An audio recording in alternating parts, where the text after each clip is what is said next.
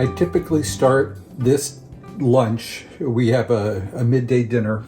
I typically start it at least an hour and a half before we're going to eat. So since we typically eat at noon, I usually start at 10:30. And the only thing I need to do to start is soak my rice. I'm making 2 cups of dried rice, and so I just put the dry rice in a pan that I know I have a cover for, and I cover it with water. And I also, since I use filtered water from a Brita filter, I measure out 3 cups of that so that I have 3 cups of water that I'm going to cook it in, and also the water that it's soaking in. And then I just leave that to soak until I'm ready to start it. At approximately 45 minutes before we're going to eat, I will strain the rice of all the soaking water and start the rice to cook. So at about 11:15, if I'm going to be eating at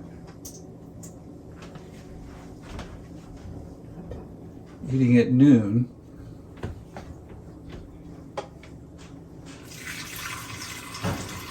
I will strain the soaking water out.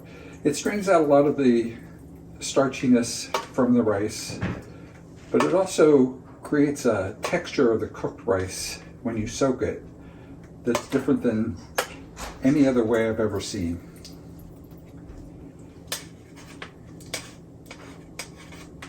You don't need to get all the water out, but I try to get out as much as I can.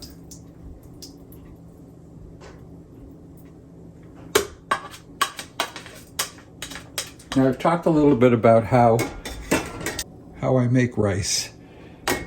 And there's 2 cups of dried basmati rice, and I use a brand called Zebra brand, which is a Pakistani-based rice. And I measure out 3 cups of water, but I typically don't use the full 3 cups of water.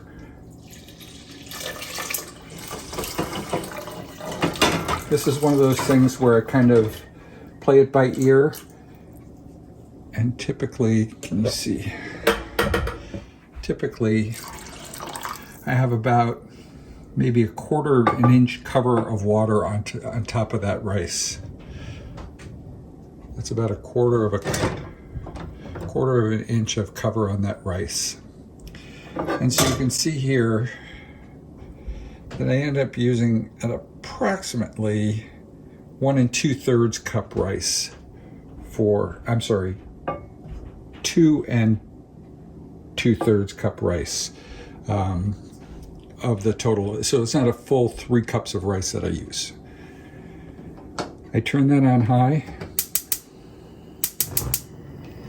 uncovered for the moment, until it just starts to come to a boil. I don't want it in a rolling boil. I want it just in a slight boil that's not really roiling up the rice a lot. I found that if you only bring it to a simmer, it actually makes for a much more singly identified rice. For some reason, banging it around in boiling water seems to kind of make it stickier and releases more of the starch. And so I like to catch it right before it comes to a full boil, and then turn it down to low and cook it for 16 minutes, this particular brand of rice, and it varies by rice. But I cook it for about 16 minutes on the lowest heat that I can on my burner, covered, and then let it sit for the next 15 or 20 minutes. It stays very hot and is perfect for the dish when you're ready to use it, and fluff it up. And I'll show you that when we get to that. You might be able to see that the rice is starting to boil on the outside edges, and it's just starting to get to the place where it's about to come to a full boil. Not quite though. So I let it get a little bit hotter and almost to the full boiling point before it starts to disturb the actual rice, which is right about, not quite yet.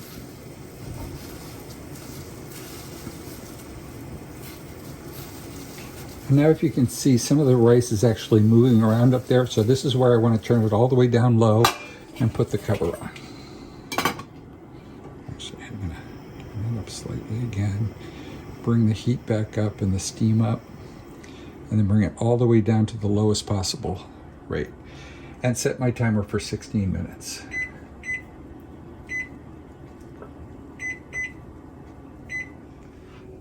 So now while my rice is cooking, and that takes the 16 minutes plus the wait time, it's approximately a half an hour before I'm going to serve the actual dish.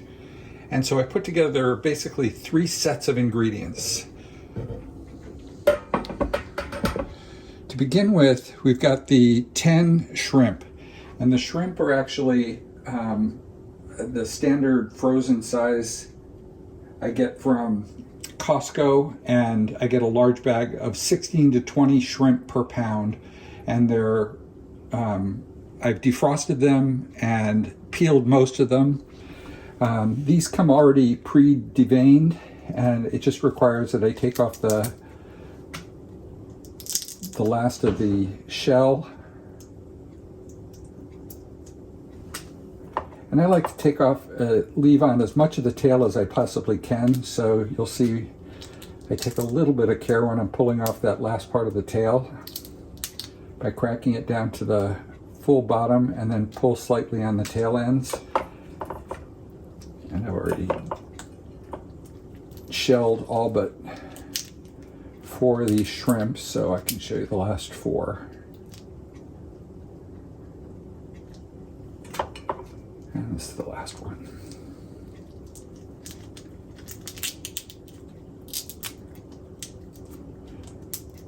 The taste of the shrimp makes a big difference, so get a good quality shrimp if you can possibly get it. That one I didn't get all the tail on, but okay. So then I make sure that the shrimp is dry. So I drain it of any liquids, and then I actually pat it dry.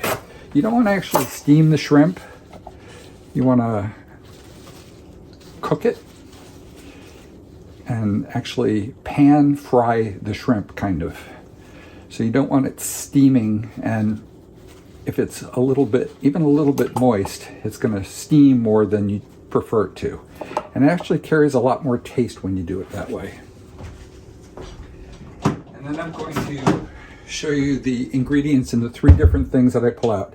So first of all, there's the 10 shrimp and the marinade for the shrimp, which is paprika, which is sweet paprika. It's not the smoked kind. Regular vegetable oil, a little bit of cornstarch. This is cayenne pepper. It's very hot cayenne ground chili peppers, and I use less than a teaspoon of that in my dish, and it still makes it very spicy. Salt and pepper, and it's always fresh ground pepper. So I'm going to go ahead and put a little bit of the various ingredients into the shrimp itself right now, and let it sit that way, soaking it up. So the cornstarch is actually a good way of silkening the shrimp, and it works with chicken and beef. When you add cornstarch to kind of a marinade, it actually makes it soft and silkier to the bite, I find. We also want the paprika. I'm not going to measure that. The cayenne pepper I will absolutely measure because it's very spicy. And so you see I don't even use a full teaspoon of that.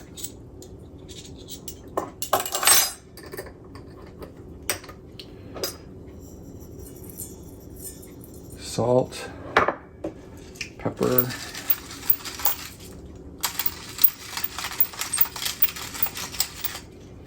a couple teaspoons of vegetable oil. And then I just mix that up and let it sit there for a while I prep my vegetables and other things. So I'm going to set that aside. Now here's some of the other ingredients that we're going to be using. So first of all, I'm going to prepare the sauce. And the sauce requires water, which isn't in there quite yet. It's got soy sauce, sugar, sesame seeds, which I'm actually going to kind of put not in the sauce itself right now, hoisin sauce, oyster sauce, and I'm not sure, I didn't say it. We're also going to use some cornstarch in that as well. I also include, it's not in the recipe that I have out there, but I also include a chili crisp. I found that any good chili crisp adds an enormous amount of great flavor to it and a little bit of heat as well. When you come to the actual stir fry piece of it, you have the vegetable oil, the broccoli, the scallions, the onion, ginger, fresh ginger, 2 small stalks of celery.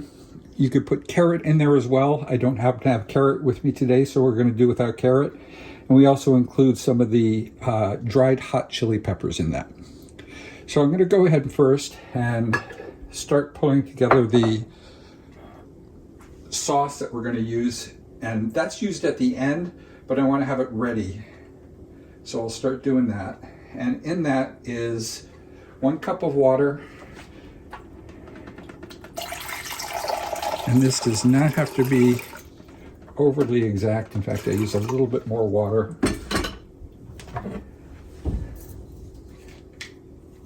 The 1 teaspoon of sugar.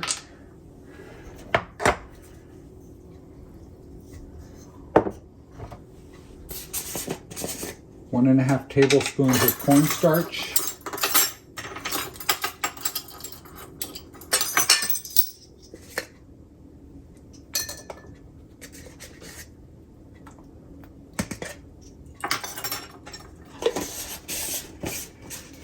Two tablespoons of soy sauce.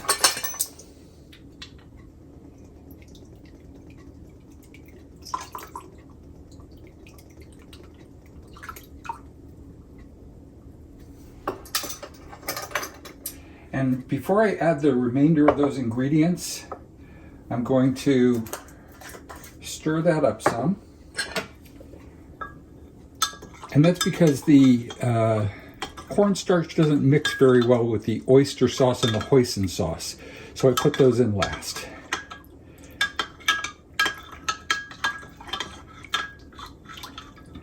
So you should have this nice coffee, creamed coffee kind of colored mixture. And then I'm going to add the 1 tablespoon of hoisin sauce.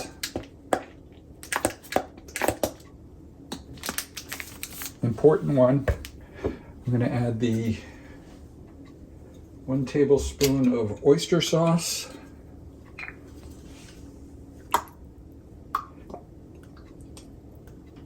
This adds a lot of your salty flavoredness to it. And so if you want it less or more salty, this is what you use to make changes to that. And I actually add a little bit of toasted sesame oil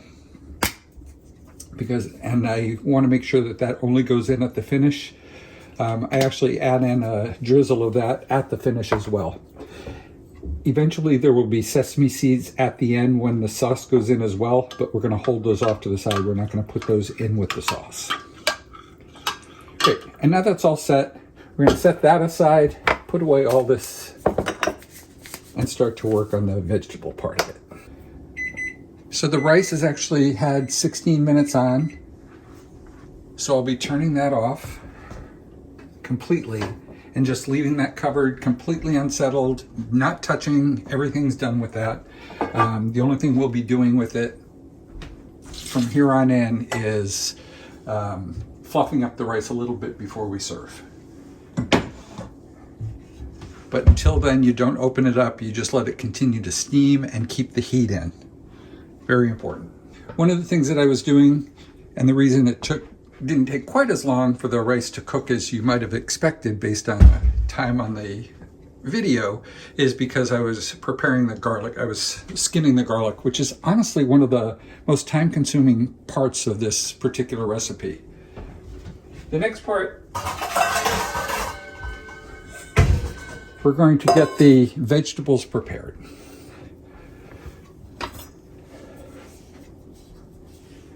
So one of the things I like to do is cut off the bottom rough part of the broccoli. This broccoli is actually delicious. Added in, just these, even the stalks piece of it, it adds a lot of flavor. It adds a lot of texture and crunch to it. And so I cut that up kind of on a diagonal basis against the florets. When I get a floret that's that big, I want to make sure that it's not quite that big, so I cut it into sections all the way up into the floret. I don't mind if I have particularly long stems, because I think that makes it look kind of nice, almost like a broccoli rabe. And I'll do the same thing with this one.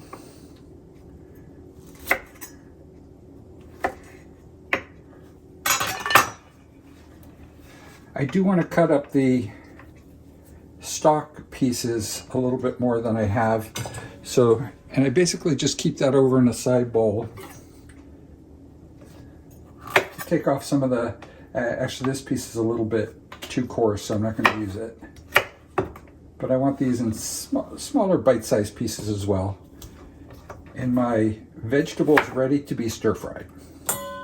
One of the things that I found, especially with stir fry, if you want to have it taste kind of like it does in a Chinese restaurant when you do stir fry, is you cook each of the components separately. So in this case, we're going to be cooking the shrimp and the vegetables separately. I really want to torch the vegetables, but I don't want to torch the shrimp. And so I find that pre-cooking the shrimp allows you to not torch them. And then after the shrimp are completely ready and cooked, I can go in and cook my vegetables individually without the shrimp in there after I've taken it out. And I'll show you how to do that.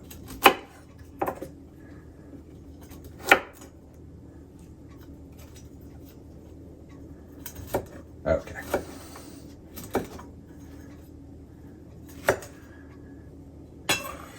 Broccoli is in approximately the size that I like. So put that all in the bowl. Work on the onion. This is a sweet onion, but you could use any kind of onion you want. Yellow onion is fine. Vidalia onion is fine. Any of the onions are fine. The onions are a great addition to a stir fry in that it lets you caramelize the vegetables a little bit when you're in a very hot wok. So you can give them a little bit of a char that caramelize it in a way that I find really appealing and flavorful to the dish. And every onion will add that flavor to the dish, no matter what kind it is. I also cut from the center of the onion so that I have these kind of like larger wedges. And I again put that in the bowl of vegetables to be stir fried.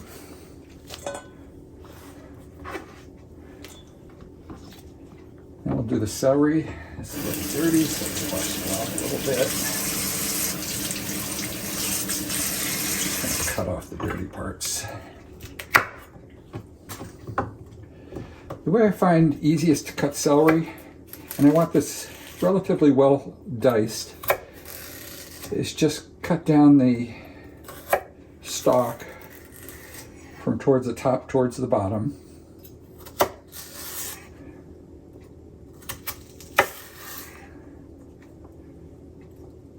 Until it's kind of just these juliennes of, for the most part. And then I cut it into approximately 1/4 inch dices.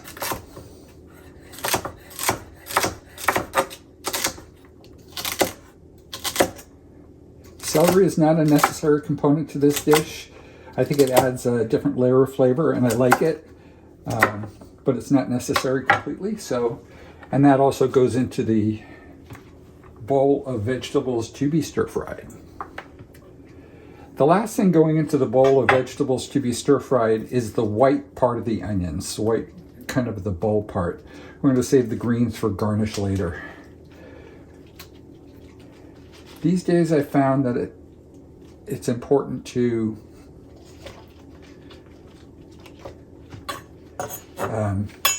wash scallions a little bit. I found lately they've been a little bit more gritty than they used to be and require a little bit of washing sometimes, but I never want to take any chances. Nothing worse than finishing a dish and having it have grit in it from something like the scallions or the fresh herbs. So I just do 1/8 inch slices of the white section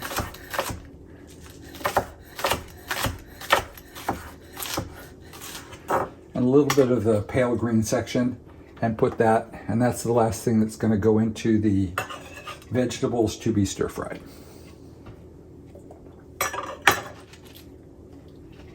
At this point, we still have the ginger and the garlic, and we have about 9 cloves of, actually it looks like 10 cloves of garlic. You can put as much garlic into this dish as you like. I'm a particular fan of garlic, so I usually use quite a bit. And you'll also notice that the sauce that we're going to use at the end has settled, so most of the cornstarch is settled down at the bottom with the hoisin and the oyster sauce. So just give that a stir every once in a while as well. So we're going to put aside the vegetables to be stir fried and work a little bit on the ginger, the garlic, and we'll keep the scallions out even a little bit longer. One of the things I like to do when I'm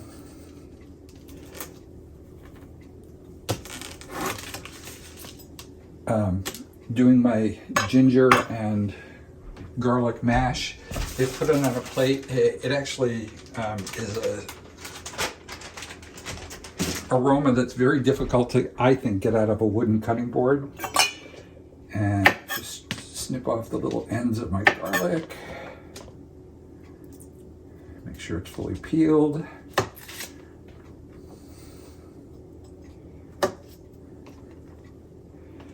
Then I'll peel my ginger. And typically by this time, I will have just started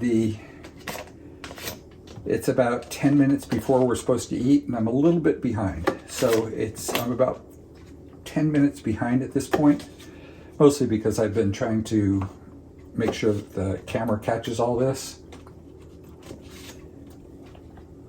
So it took me a little bit longer than normally it does. Also, I'm gonna peel this ginger, make sure the actual peel is off.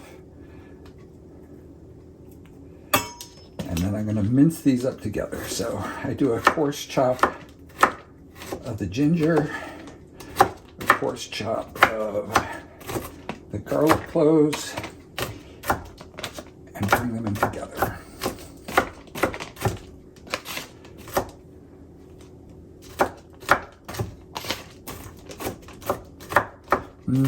Love the smell of that garlic and ginger combination. It's one of my favorite parts of doing this stir fry. It very much reminds me of the smell in a Chinese restaurant when I'm getting a really freshly made stir fry or dish at a good Chinese restaurant.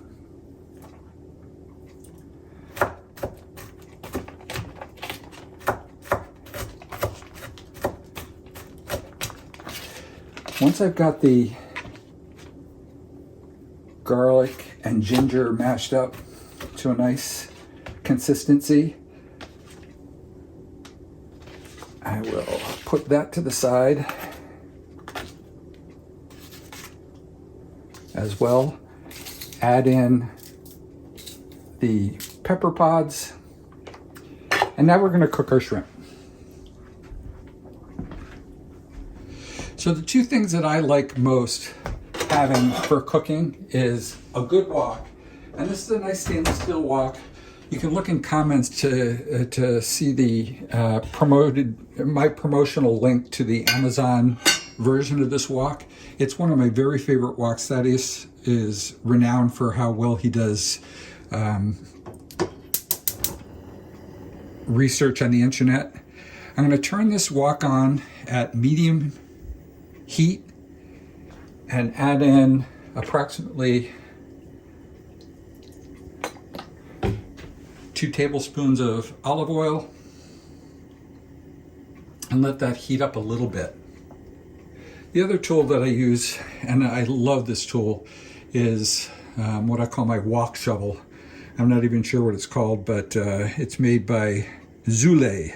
And again, Thaddeus researched this quite a bit before he bought my wok, and it's an incredibly useful tool for both cooking, stir frying, and serving. Once this has come up to a little bit to heat, it doesn't have to come to full heat, I put in the shrimp, and I can actually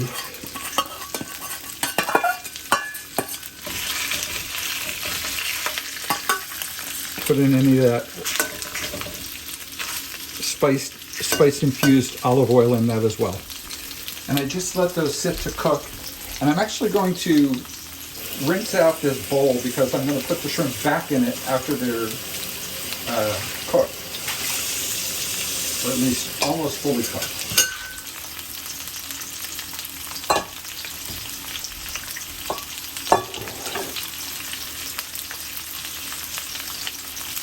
I cook these for approximately 1.5 to 2 minutes on one side, flip them over, and you can start to see some of the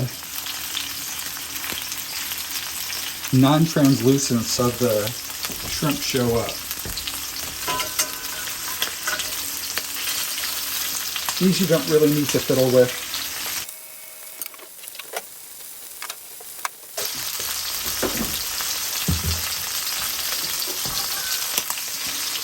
Okay. Now I'm just going to flip each one of them over, make sure the other side gets cooked.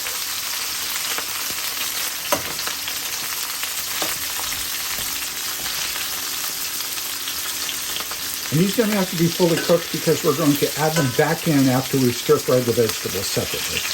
Okay?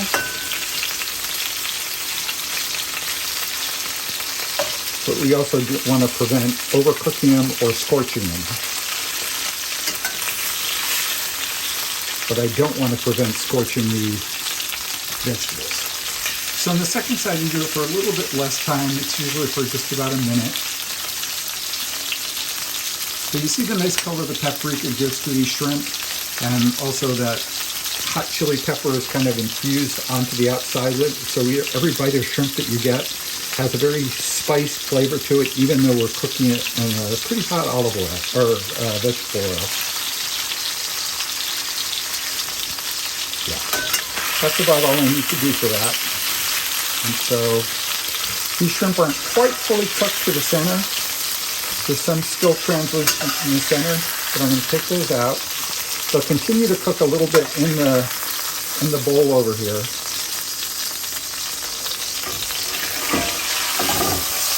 And I'm going to take this off the heat, pour the hot oil over it, turn off the heat for the moment, and just rinse out this pan with a wok.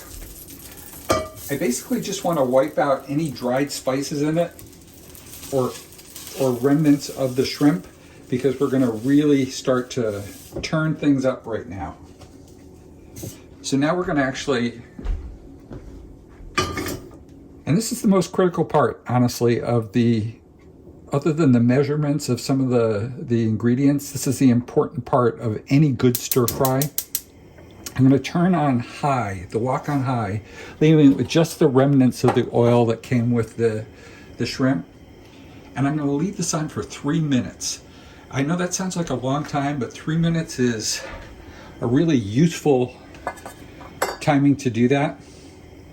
While that's heating up, I'm going to take the aromatics and the chili pepper and put it on top of, sorry if you can't see that, put it on top of the cooked shrimp. So that's the ginger, the garlic, and the hot chili pods. You can see the wok starting to smoke up. And at this point, I'm going to need to put on the vent fan. I've been withholding doing that for a while we got to this point, but I'm going to need to turn it on high, so it's going to be a little loud.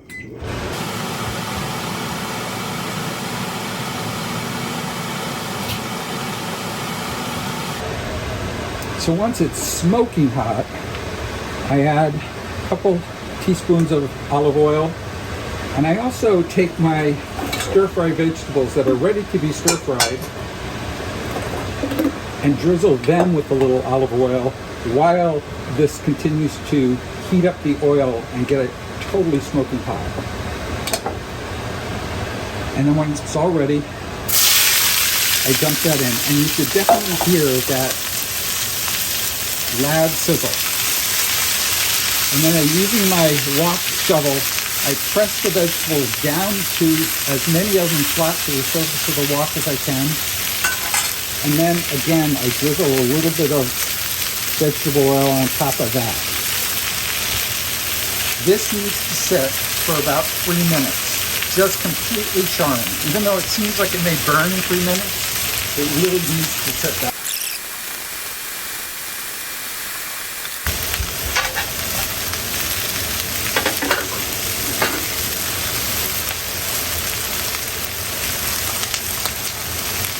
Also, while that is one of the other things I do while that's cooking, is I take the remaining scallion greens and start preparing those for our garnish.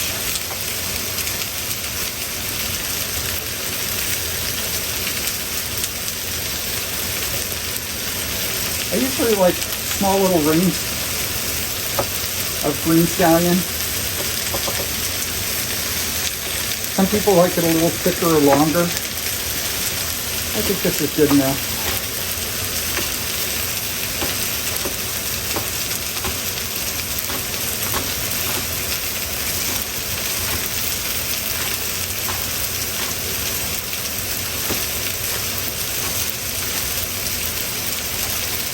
The wilty tops of the scallions I can just throw out.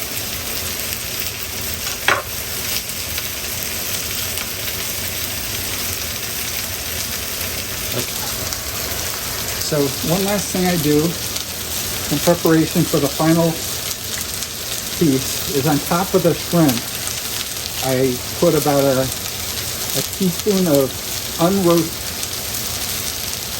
unroasted sesame seeds, raw sesame seeds. It'll give them time to cook when I put the shrimp back in, but I want it to be ready. In addition to that, I want to cook with a little bit of the chili crisp, and so I will add a little bit of the chili crisp to the shrimp as well, and to the sauce that we'll put in after the fact. Okay, it's been 3 minutes, and I want to show you something on the. So you can see how it chars and darkens some of the vegetables and the onions. That's exactly what you want to get. That's exactly what you want to get. So flip it over as much as you can so that the other side now gets a chance to char. You can't totally flip every piece of vegetable and onion in there, I recognize that. So again, press it flat with your wok shovel. And one last time, we're going to leave that for 3 minutes. But while that's cooking, we're also going to take the cooked shrimp and the oil and the garlic and the ginger and the sesame seeds and pour that all in the center. Not stirring that in quite yet. We'll do that in a second. And again, I need to have something to do while that's been cooked for 3 minutes. Otherwise, I'm completely tempted to want to turn stuff over. So I wash out my bowls and try to clean things up as much as I can.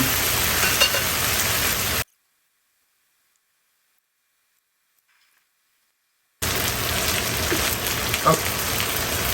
So we've torched those vegetables on the other side, or approximately the other side, for about 3 minutes. And so we're going to go ahead and toss all this together to reheat up those shrimp, start to get the aromatics involved. Now you can see how all the layers have come together except for the final sauce piece of it, which is the very last thing you do.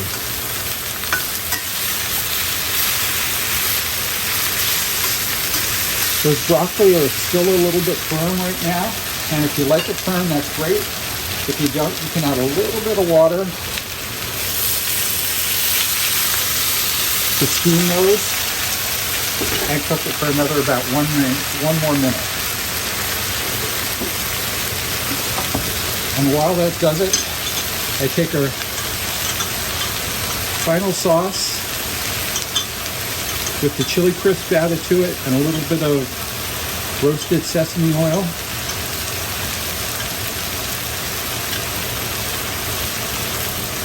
And for this, I just pour it around the edge of the wok.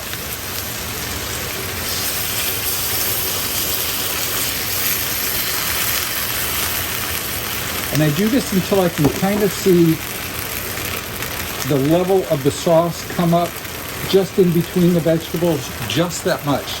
I don't typically use all the sauce that I made. If I need more, I'll add it, but I typically don't end up using that. And then I wait to see that it bubbles and kind of makes it syrupy on the edges. And that's when I can stir it all in together.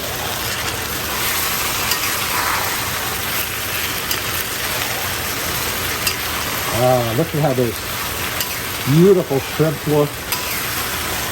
You can almost look to see how spicy it is.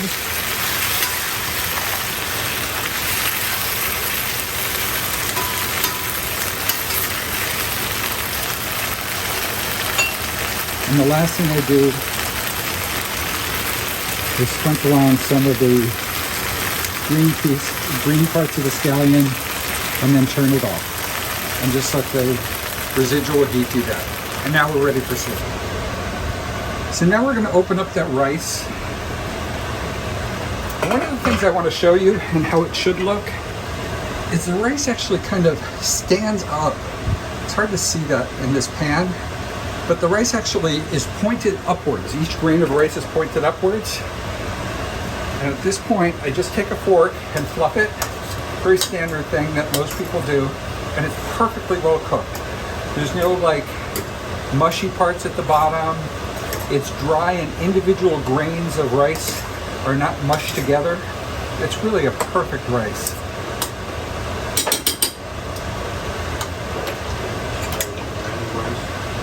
And then we can go ahead and serve that up.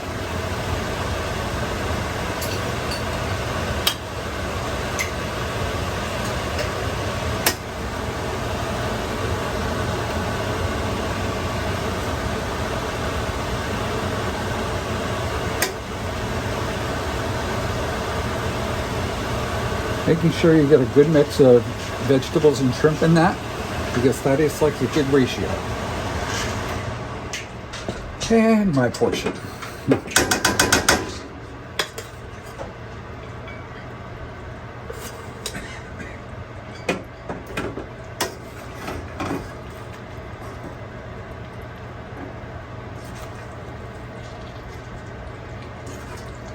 Now the two things that make this very spicy, three actually, is the ground hot chili peppers that I used in the marinade for the shrimp, the dried pods, and also the chili crisp that I used, which is a spicy chili crisp. All of it adds flavor and spice to it. If you don't like it as spicy, you can leave any or all of that out. Finally, the taste. You can see that broccoli is just perfectly well.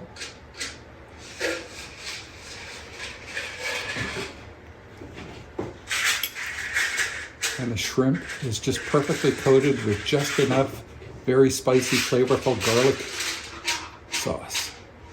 Perfect mix. Hope you'll try it.